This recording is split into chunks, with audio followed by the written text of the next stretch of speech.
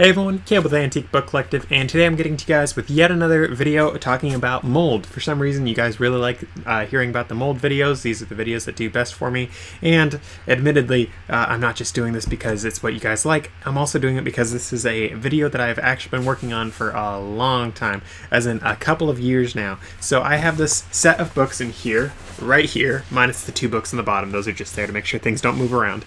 But I got this set of books right here, all on Abraham Lincoln, and let me just tell you guys, these things were absolutely horrendous when I got my hands on them. They were in a box that had clearly gotten wet several times through the years, and if you guys know anything about books, if you guys know anything about water, if you guys know anything about anything, you know that moisture and stuff that can mold, when you put them together, stuff does mold. Surprise, surprise. So in addition to that, the spines on these books, especially this one right here, the spines on these books just got destroyed due to the book that, the box they were in getting as wet as it did. In fact, the spines, the reason why they look as bad as they do is the spines actually stuck to the cardboard on the bottom of the box, and I saved all I could, guys. I've done what spot repairs I can on these to make them not look horrendous, but I mean, they still are not beautiful, and I knew that was gonna be the case when I bought these books in the first place. But when I bought them, I was like, first off, it's Abraham Lincoln. I think he's pretty dandy. And second off, I was like, this will be a really interesting case study for my YouTube channel. So with that said and done, I'm basically going to dive right on in, tell you guys what I did to these books to deal with the issues that I had and how bad things were and all that sort of stuff. So stick with me for this video. I will walk you guys through what to do and what not to do with books. So obviously these books don't look very moldy anymore. You would honestly, like if I was just now looking at this, I would look at it and think there was never a mold issue. I would clearly see that there was a water issue, moisture issue on these books at some point. I could clearly see some other damage. In fact, just looking at this, feeling the leather, before I obviously conditioned it. I have since conditioned this leather, so my stuff's a little jaded for what I'm feeling right now. But when I first was feeling these books, I was like, oh, these books were clearly too close to a fire at some point. I don't know if they were necessarily in like a family room with a fireplace going, or if potentially someone had a house fire even. But the leather, when you guys have books that are exposed to too much heat from a fire, it's something about just fires in general. Like sun exposure, you can condition that and it gets good again, but something about fire with that heat in it, it just really, it turns the leather almost into like a stone. It feels like almost, it's like so hard, it's not porous, like it has no life in it. Whereas when you have leather that is not exposed to that, it feels like leather. It can be 100 years later, as is the case with this set here, and it still feels like leather 100 years later, especially if you get some oil on that. Even if the books were not cared for well in their time, as you guys can see, these books were not cared for, even if that's the case, you get some oil on it, it can really breathe some new life into these books. I'm going to say some more stuff about oil later on, because that actually is a strategy that I use to help deal with the mold, but that's for later on in the video. But with that said, all of these books, so the gilding, fortunately I've shared this in other videos, gilding, the gold itself, old gilding is actually done with real gold. Gold is not something that has mold grow on it. As such, there was basically no issue with the mold on the top of the text block here. Of course, there were some spots that it did come through. As you guys can see, the gilding is not perfect. I hope that's coming through on the camera. There are imperfections where the gilding has rubbed off, and in some of these places where the gilding actually came off, there actually was some mold. Right here on the edge of the text block was the major offender for being covered in mold, and I'm not just talking like little spots of mold, guys. I'm talking like blue fuzzy mold. There was some white mold. I didn't see very much, if any, black mold on it, but there was definitely a whole slew of issues. And guys, if you know anything about books, you know that these text blocks, when they are not perfectly smooth like this, whew, doggy, it can be an absolute mess to clean up. And let me tell you guys, it was a mess to clean up all these, because I literally had to go in page by page to make sure all of the things were perfectly clean, to make sure that the mold was not still somewhere tucked away inside of one of these grooves. As you guys can see, there's a lot of grooves, and it's the same on the bottom here. Fortunately, I know I was saying I was hating on how these books were stored, but fortunately, these books were stored, unfortunately, on their spine where they got wet and got damaged like that. and they were also stored like this. But because of that, fortunately, these books did not have their text block itself sag, so you actually see this is not worn smooth from being on the shelf and having this whole text block sag down, which is cool. It is a perk, but end of the day, these books still got very, very damaged. With that said, I'm just going to quickly show you guys the other books in this set. Some of the books did have their covers fall off over the years. The hinge, I mean, you don't have a whole lot hanging on for some of these hinges, especially when the books are as damaged as these are. Fortunately, most of these books did not get too much exposure to the fire that they were nearby to, but it was still enough for a lot of them to still get damaged. I find the damage mostly was on the corners for some reason. Don't know why that is the case, but that is what happened with these books. Some of these books, guys, unfortunately this won't really come through on the camera, but some of the books, due to the damage from the water and also from heat, they actually have some warping going on. So a couple of them do have that. But something I would like to point out to you guys as I'm going through all this is, if you just look, in fact, it might be even better to show you these edges. If you guys look really closely, and I hope that's coming through, you can actually see that these books, the pages are not all warped. They're not all wrinkly from water damage. Fortunately, with how these books got wet, they were not like totally, completely drenched. It was more like the box itself got wet, and it sort of soaked up into the books, where it only got to the spine and only caused some damage there, or only caused some damage on the text blocks side. Fortunately, it did not go too much further beyond that. But with that said, here are the books. Let me just get these out of the way here. And I'd also like to show you guys these two books in particular. So as you guys can see here, the leather on the corners, so it wasn't too uncommon for you to have like this pretty decorative paper, or sometimes it'd be cloth and then have the corners be leather and the hinge area be leather. That's not too uncommon, but as you guys can see here, even this leather did get damaged, and on this one it's even worse. And this one, I think, is a better illustration of what can happen when your books get exposed to a fire for too long. The leather, guys, it turns so hard. No matter what I tried, I could not re-moisturize it. I even tried just straight linseed oil on it to try to penetrate into there and hopefully bring some life back into that leather, and it did not work whatso stinking ever, which was really unfortunate, because otherwise the leather could have looked and felt a whole lot better. With that said, though, because of that fire exposure, this leather here, as you guys can see, it started cracking, it started chipping, and I did get to the point that I've been able to save most of it. It's not flaking off very much at all anymore, but it's not what it could be. But this video is not talking about saving leather, unless we're talking about saving it from the mold that gets on it. We are talking more about how I saved these books from where they belonged, honestly. These things belonged in a dumpster with how bad they looked. And unfortunately, the estate sale that I got these things at, oh man, there were so many books, and the estate sale was far away from everyone else, and because of that, I am almost certain that the people running the estate sale had to throw away a ton of books. In fact, they called me back a couple of times. They're like, do you want to come back? Do you want to come back? What if we got a deal? And I'm just like, I'm sorry, I got all the books worth anything. I really can't take any more books from that particular estate sale, because there just weren't a whole lot of great ones left for me. Because, guys, when I look up stuff from my store, I am literally looking these things up, each title, more often than not. More recently, I've come to the point that I might grab a whole bunch of books all at once if I get a really good deal on it, but when I'm actually paying like $1 a book, I'm going to actually look up every single thing. With all that said, though, what did I do to clean up the mold on these books? Well, guys, if you watch my channel any amount of time, you know that I recommend, above all else, ozone generators. So in some states, cough cough, California, I call it Killjoy Cali, you cannot actually purchase an ozone generator as a private individual because they don't think you're smart enough to use things wisely. But for the rest of the country, where they realize you're not an idiot, you're actually able to buy something called an ozone generator. And these ozone generators, guys, they create something, obviously, called ozone. They generate it, and they do so by passing a certain amount of electricity through the air that excites the oxygen molecules, so they, instead of having 2 oxygen molecules, it becomes 3. That's ozone, and ozone is really good at killing stuff.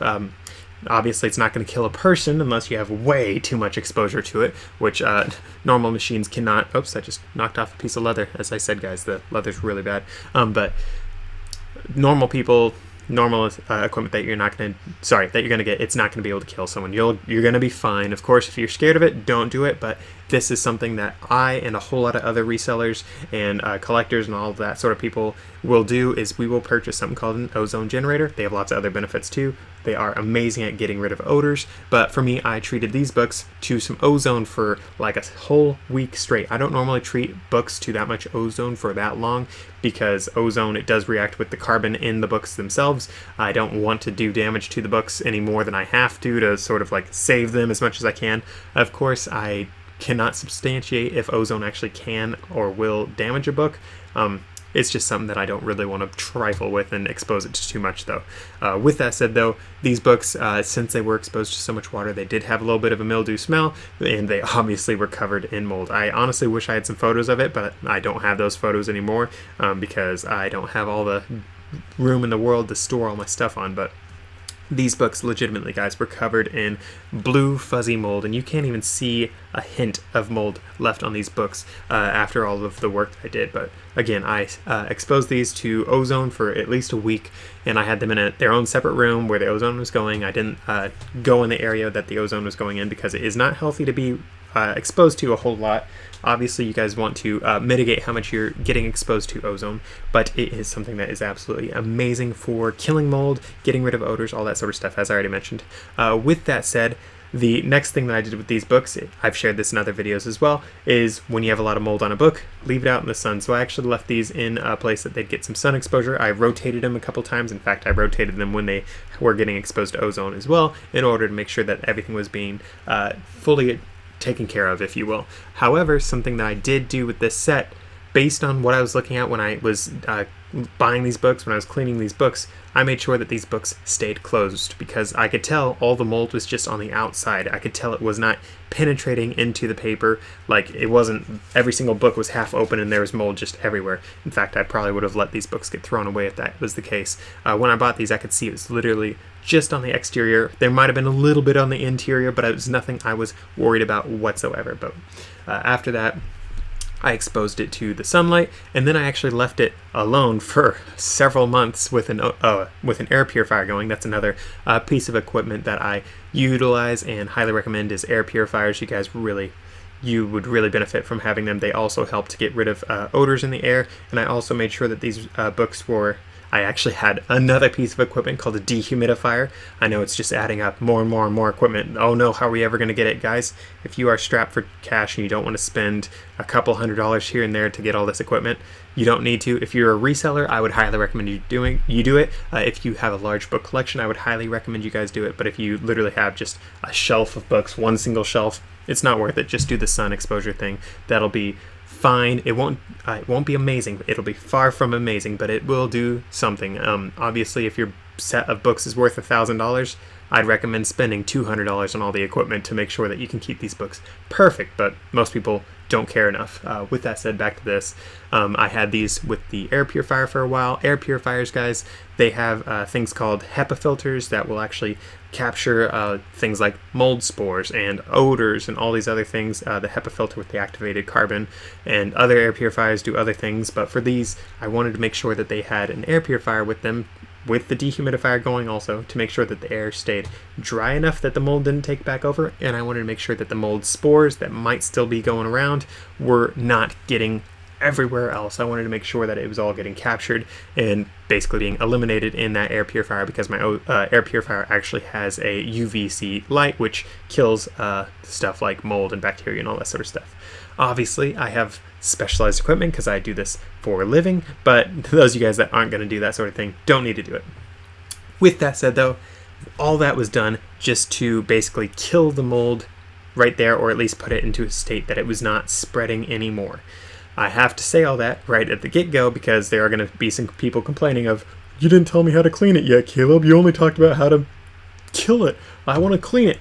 Guys, you have to kill it first, or at least get close to killing it, which is what I was doing with the ozone, the sunlight, all that stuff, especially keeping things dry. If you guys have a mold issue in your house, get a dehumidifier, get several dehumidifiers. Mold thrives in damp areas. You want to keep your home's humidity, according to the EPA, between like 30 and 55% humidity. Personally, I like to keep things between like 40 to 50-ish. Obviously, you don't want to go too high, but going too low can cause leather to crack, and it can also cause your skin to crack and all that sort of stuff.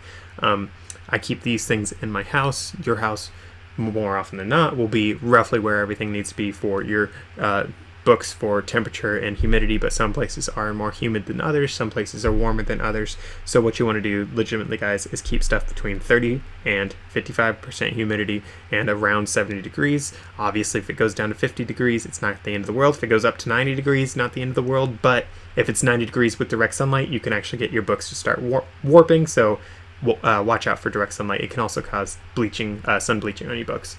But back to the whole thing with cleaning mold. I know, guys, someone's going to complain about me rambling. I don't care. You can click a different video that's going to teach you how to do this. Oh, wait, there probably isn't one. I'm the only guy more often than not. Whew. But with that said, these books, they were still covered in that blue mold. The covers weren't terrible, but there were several spots. In fact, this one right here, you can see a little bit of area where the marbling pattern was worn off. That was actually because there was some mold there that I cleaned off. And yes, I know I caused some damage when I cleaned that mold off. Would I rather have fuzzy mold on a book or some damage? I'd rather have some damage. And guys, I was as careful as I could be, but sometimes stuff does get damaged, especially when you're taking books that are literally bound for the dumpster otherwise, like the books that I deal with that I explain in every single video that someone complains, that's not how they do it in museums. Guys, museums get beautiful books. I do not. I get poor little monstrosities. This guy is the prettiest one here. Actually, no, I think this one, yeah, this one really is the prettiest one I think I got in this set. I get stuff that's bound for the dumpster, guys. But with that said, fuzzy blue, lots of bad stuff. First thing I did, I took some alcohol, rubbing alcohol, and on the cover part, I actually went through with, it was a little damp. I don't really, how damp would I say? Excuse me as I think for a second. I would say, so right here is cotton round. You use it for makeup removal. I highly recommend these. There's one side that's really terrible to use, but one side that's a little more compacted. For this, I did, let's just say, about 5 drops of rubbing alcohol, and I just went over the entire cover and avoided the mold spot, but that was just to make sure that I killed the mold on the rest of the cover first. Did that on every single book. Then I came back, let's say I did like 10 drops with a different one this time, 10 drops with another cotton round, and I actually went and I did little concentric circles going over that mold, cleaning it off as best as I could. And you guys have to be really careful when you're doing this. So I was being as careful as I could, still caused some damage. So maybe you need to be even more careful than me. But after that, toss that one out, got another one. I know I just grabbed the same one, but when you guys do this, you want to grab another different one.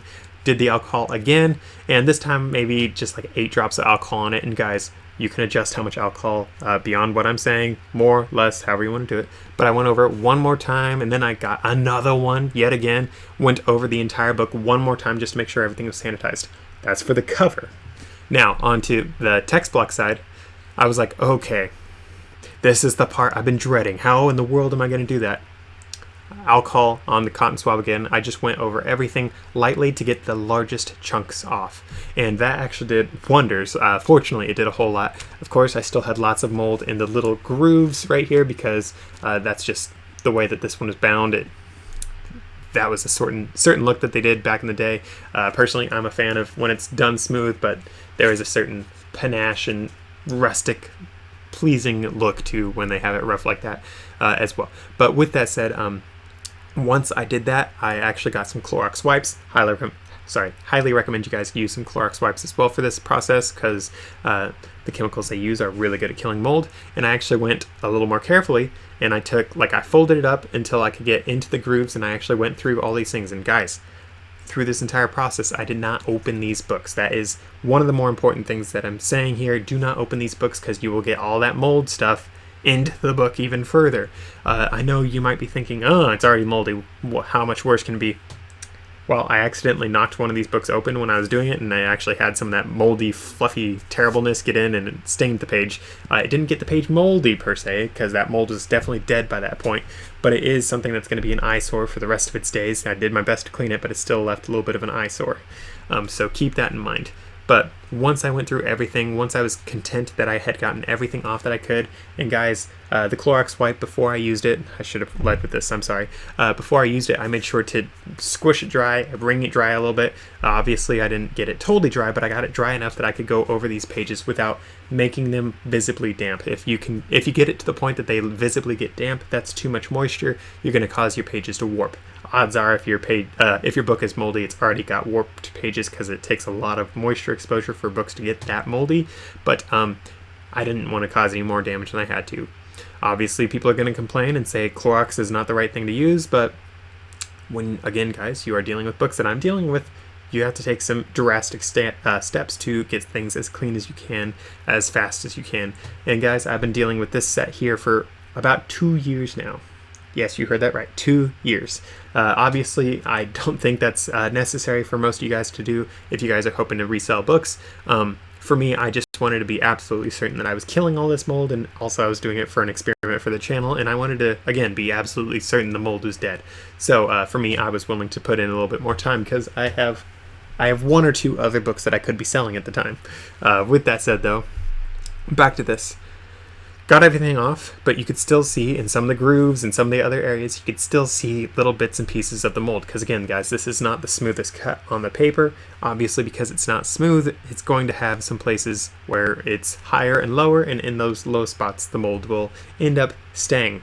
And then, and only then, once I was satisfied that I got everything off of all these books, I took these books into a separate area to do all this work also. I didn't do it around my books. I should have led with that also. I'm going to get another complaint. Oh no. But obviously you guys don't want to have these books with all your other books if they're covered in mold. You want to quarantine these books before you do it. I mentioned this in other videos. Back to what I was saying earlier though, a couple seconds ago. Only after I got all this mold off all these books did I finally open these things up, except for that one time that I messed up. And at that point, I was flipping through these pages, and this was the first time I flipped through these pages, actually, guys. And I was looking, and there was a couple pages every now and then where there was some of that fluffy mold that was most likely dead, but it had actually fallen in and was on the pages. There was a couple places also, generally at the beginning and the very end of the books. If you guys have worked with old books any amount of time, you know that for some reason there's like right here and right here, it just doesn't always close perfectly all the time. So there was a little bit of an air gap where there actually could get where some mold actually could get in back in the day. So looking at this, I was considering all my options. I was looking at these books and I was like, okay, I know what I'm gonna do. Took my Clorox wipes and then I added, so if you guys have used Clorox wipes, you know that there's like this much liquid down at the bottom sometimes. I added enough alcohol to get it down to like this much liquid. So instead of this, like this, so let's say 4 parts alcohol, 1 part whatever Clorox solution they're using. I don't recommend mixing chemicals. It can be dangerous for your health, all that sort of stuff. So don't do what I did. Cough, cough, or do whatever you want because you're an adult. Whatever. Obviously get somewhere well ventilated. You guys don't want to actually breathe this stuff in, but for me, I got it down with some alcohol and all that sort of stuff because I wanted to make sure this mold was dead. So when I get serious about something, I am not afraid to commit a couple war crimes to take care of it, so I may or may not have mixed some bleach and alcohol because Clorox, I think, has bleach in it. I may or may not have done that, may or may not have made some toxic gas, but I was in a well-ventilated area and I was committing war crimes against mold. It was okay. Obviously, guys, that's being sarcastic. Don't commit war crimes. But with that said, I again took those Clorox wipes. I wrung them out until they were mostly dry, so I did not damage these pages. This time I actually did allow a little bit more moisture, so like if you pressed down, it would have left a little bit of a moist spot. But with my mostly dried off Clorox wipe, I literally went through and I wiped down the pages. The actual paper pages, guys, I wiped down with those Clorox wipes with the alcohol on them as well, and I wiped down the ones that were the worst offenders for being absolutely filthy. And I went through all these books. I did that same sort of process for all those books. Then I flipped back through them again. I'm like, well, this page here has a little bit of staining. In fact, this one right here actually does have a little bit of staining, so lo and behold. So you can see a couple straight lines of dark color that was from some of the mold. And then right here on this first page right here, you can see there's a little bit of water staining, all that sort of stuff. It was just like, if it looks a little bit wet, then in my world, there's a chance that it might get mold. As you guys can see right here in the corner, it clearly got wet. And I was like, and that wetness, guys, was not from me. It was not because my Clorox wipes. I know someone's going to complain. They're going to be like, it's because your alcohol, blah, blah, blah. No, these books were already very much wet long before I got my hands on them.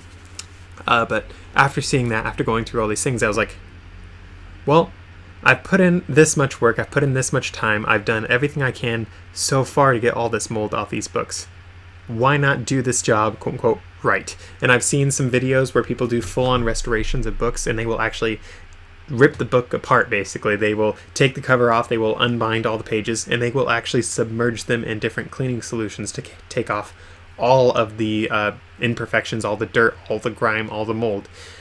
Obviously, if I had the equipment, if I had the time, and if these books were valuable enough for me, I would love to do something like that, to do like a perfect restoration of these books. However, I don't have that sort of equipment. I don't have that sort of time, and these books, what did I say earlier? Oh yeah, they were going to the dumpster without me, so I'm pretty sure they could live with maybe not being treated perfectly. Obviously, I was treating things as carefully as I could.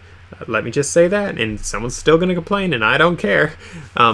But that is something that I was doing. I was wiping these things down with Clorox wipes with all the alcohol on it, every single page carefully, making sure it wasn't too much moisture because I didn't want to cause warping. I didn't want to make any ink bleed, all that sort of stuff. But I actually went through every single page and I cleaned every single page because I was like, well, if the official people that clean books do this, I'll do my own sort of jerry-rigged, ghetto-rigged, we called it back in my high school, sort of thing where I do my best to clean every single page as best as I can, and I would go from the gutter of the book all the way out, gutter of the book all the way out, and I would do something along that sort of line, pushing outwards. I didn't want to push any mold that might have gotten inwards. I wanted to push everything outwards because all the mold that I could see was coming from the outside in, not from the spine out, so I wanted to wipe away the mold. With that said, I do want to just clarify and say I do not recommend that you guys use the Clorox and the alcohol for every single situation. You could actually use Clorox first, wait for it to dry, use alcohol later. I did do that as well in these books. I just got to the point that I got a little bit bored and decided to mix things and make things a little bit more exciting. You know what I said, war crimes and all. But with that said, do not do that without first running a test. And I am saying this totally as a separate thing a little bit late. If you guys are following me word for word for what I'm doing, I'm sorry for those of you guys that didn't listen to the whole video. But something that I did before I started all this is I took my Clorox wipe and let's just say I opened to a random page. I think I actually opened to like the end page or something like that of one of the more damaged ones. And I actually was like, okay, yours truly, a Lincoln. That's what this page has at the very end. Took my little Clorox thing and I dabbed. I waited, checked this, the Clorox wipe, checked to see if there was any ink, and I watched this, the page itself, to see if the ink ran at all. It did not. I then tried again with the alcohol. Did it run? No. Did it get on my page thing? No.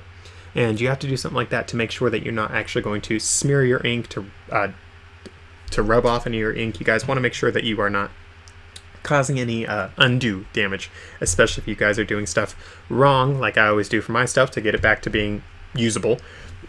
You're going to do some things wrong, but you don't want to do it too wrong, or else you will actually damage the books to the point that it's not even worth saving. These books, again, guys, they were in a moldy box. To get them back to this standpoint right here, I'm so pleased. This is something I would list on my eBay store. Obviously, they're not the prettiest books in the world. I mean, excuse me for a second. Ugh. I mean, look at that one, 3 up. That thing is ugly as the day is long, but it was uglier. So, I mean, whoops. Now I'm going to drop them and break them. Great going, Caleb. But as I was saying, these books are actually something I would list on my eBay store. Are they the prettiest books ever? No. Are they the prettiest editions out there of this particular set? No.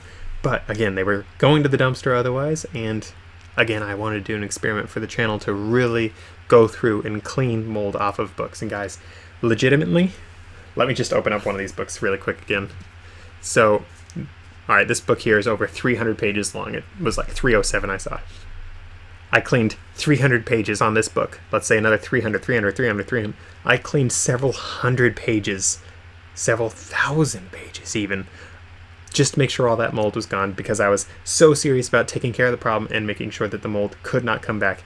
And guys, I did all that about 6 months ago. I have had these books not in quarantine. I've had them in a separate box and everything else because I keep a lot of my books separate in boxes for shipping out.